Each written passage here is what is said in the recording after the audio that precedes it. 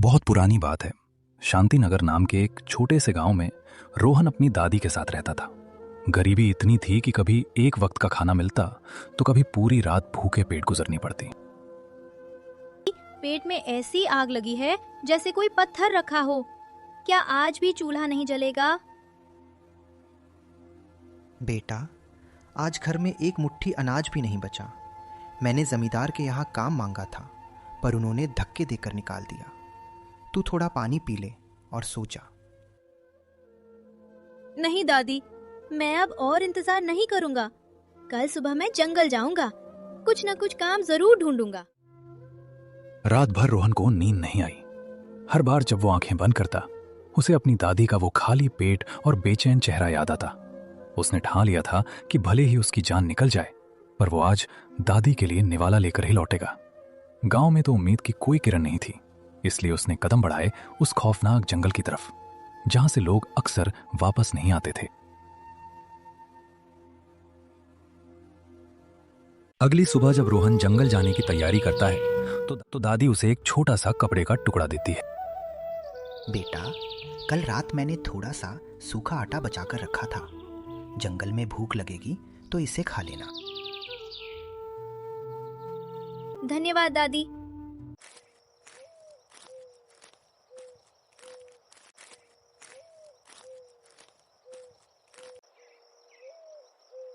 रोहन थककर एक पेड़ के नीचे बैठा ही था कि तभी उसे किसी के कराहने की आवाज आई।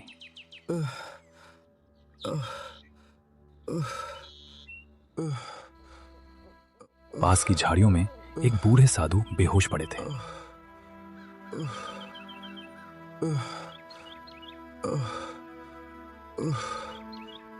अरे बाबा, आप ठीक तो हैं? रोहन अपनी बोतल से उन्हें पानी पिलाता है और अपने हिस्से की एक सूखी रोटी उन्हें खिला देता है।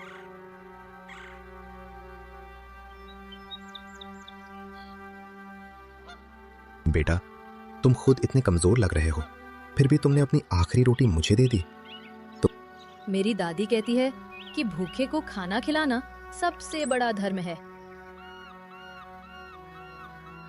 जीत लिया। ये लो, ये मिट्टी का चूल्हा। बाबा, ये चूल्हा तो पुराना और टूटा हुआ है, इसका मैं क्या करूंगा? ये मिट्टी का चूल्हा, ये कोई मामूली चूल्हा नहीं है बेटा, ये अक्षय चूल्हा है। इससे तुम जो भी खाने को मांगोगे ये तुरंत बना दे देगा। लेकिन मेरी 3 शर्तें याद रखना। पहली शर्त, इसका खाना कभी बेचना मत, सिर्फ गरीबों में बांटना। दूसरी शर्त, खाना बनते वक्त किसी की बुराई या चुगली मत करना। तीसरी शर्त, सूरज ढलने के बाद इसे छूना भी मत, वरना अनर्थ हो जाएगा। मैं वादा करता हूँ बाबा, मैं इन शर्तों को कभी नहीं भूलूंगा। रोहन घर आकर अपनी दादी को सब बताता है। गांव वाले खिड़की से झांक रहे हैं। चूल्हे महाराज, मेरी दादी भूखी है, हमें गर्मा गर्म हलवा और पूरी दीजिए।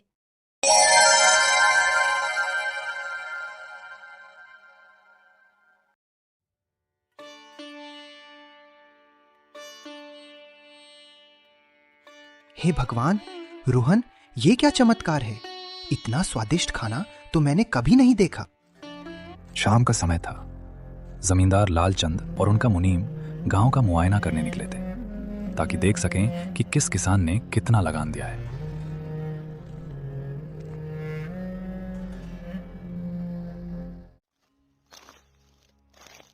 तभी अचानक हवा का एक झोंका आता है और लालचंद के चेहरे से टकराता है।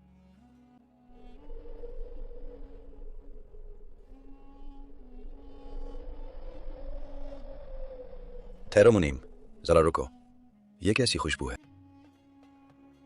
मालिक, ये तो ताजा देसी घी और पकवानों की खुशबू है। बहुत ही सोंधी और लाजवाब महक है। कैसी खुशबू है? देसी घी? इस सूखे पड़े गांव में जहां लोगों के पास पीने का पानी नहीं है, वहां शुद्ध घी के पकवान कौन बना रहा है? ये खुशबू तो सीधा उस कंगाल रोहन की झोपड़ी की तरफ से आ रही है।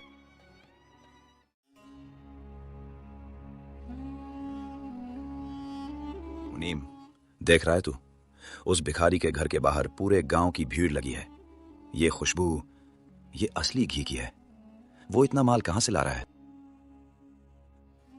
मालिक, मैंने सुना है उसके पास कोई भूतिया चूल्हा है जो मांगने पर शाही दावत परोस देता है। भूतिया हो या जादुई, वो चूल्हा मेरे महल की शान होना चाहिए। अगर वो चूल्हा मेरे पास आ गया तो मैं शहर के बड़े बड़े राजाओं को अपने यहां बुलाऊंगा और उनसे मुंह मांगी कीमत वसूलूंगा। लेकिन मालिक, गांव वाले कह रहे थे कि उस चूल्हे की कुछ खतरनाक शर्तें हैं। साधु ने कहा है कि रात को उसे छूना मना है।